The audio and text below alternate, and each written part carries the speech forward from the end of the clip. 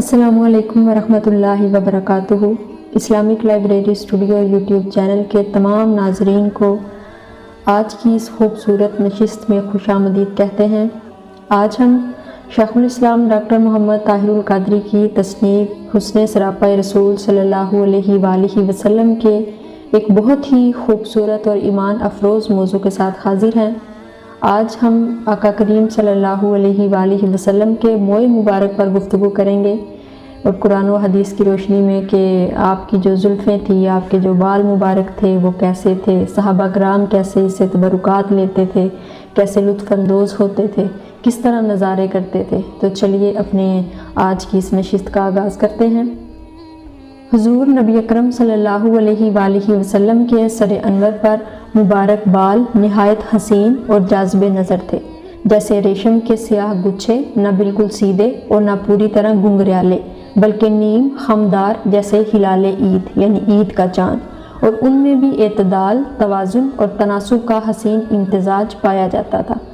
اللہ رب العزت نے اپنے محبوب صلی اللہ علیہ وآلہ وسلم کی سیاہ زلفوں کی قسم کھاتے ہوئے ارشاد فرمایا سورۃ والضحیٰ میں واللیل اذا سجا، اے حبیب مکرم صلی اللہ علیہ وآلہ وسلم، قسم ہے سیاہ رات کی طرح آپ کی زلف عنبری کی جب وہ آپ کے روح زیبا یا شانوں پر چھا جائے۔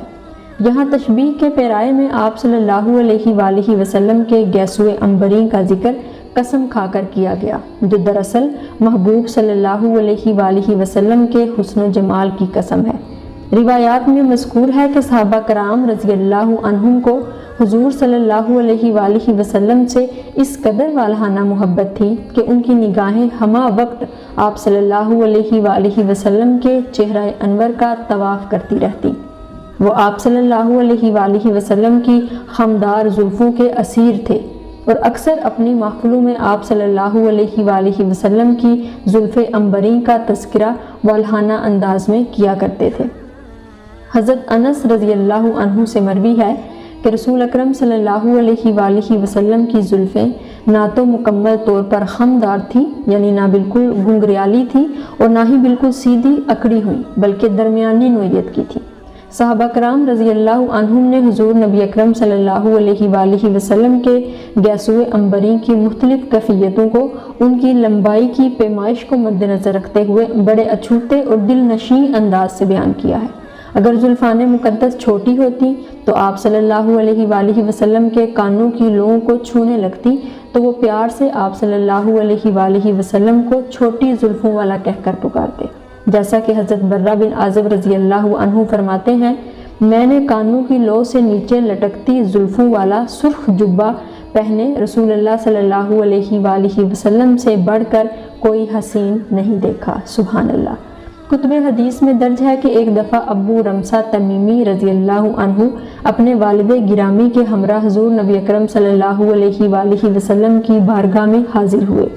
بعد میں انہوں نے اپنے ہم نشینوں سے ان حسین لمحات کے حوالے سے گفتگو کرتے ہوئے آپ صلی اللہ علیہ وآلہ وسلم کی زلف عنبری کا تذکرہ یوں کیا کہ آپ صلی اللہ علیہ وآلہ وسلم کی مبارک زلفیں آپ صلی اللہ علیہ وآلہ وسلم کے کانوں کی لو سے نیچے تھیں، جن کو مہندی سے رنگا گیا تھا۔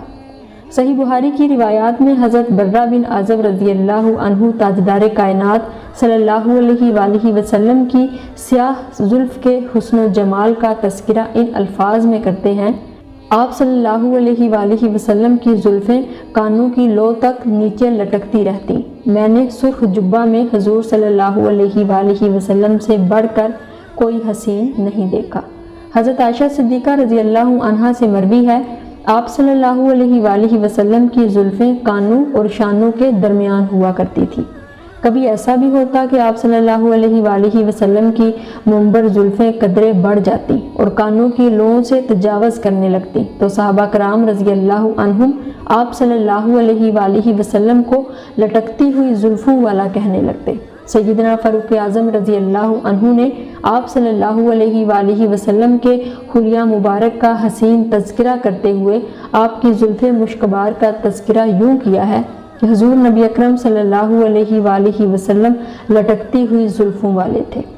اگر شبانہ روز مصروفیات کے باعث بال مبارک نہ ترشوانے کی وجہ سے آپ صلی اللہ علیہ وآلہ وسلم کی زلفیں مبارک بڑھ کر شانوں کو چھونے لگتی تو صحابہ کرام رضی اللہ عنہم فرط محبت سے آپ صلی اللہ علیہ وآلہ وسلم کو کاندھوں سے چھوتی ہوئی زلفوں والا کہہ کر پکارتے۔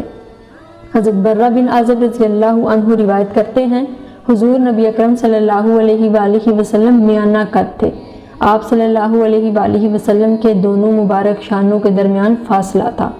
آپ صلی اللہ علیہ وآلہ وسلم کی زلفیں آپ صلی اللہ علیہ وآلہ وسلم کے مبارک کانوں کی لو کو چھوتی تھی۔ حضرت برہ رضی اللہ عنہ ہی سے مروی ہے کہ حضور نبی اکرم صلی اللہ علیہ وآلہ وسلم کی زلفیں کاندھوں کو چوم رہی ہوتی تھی۔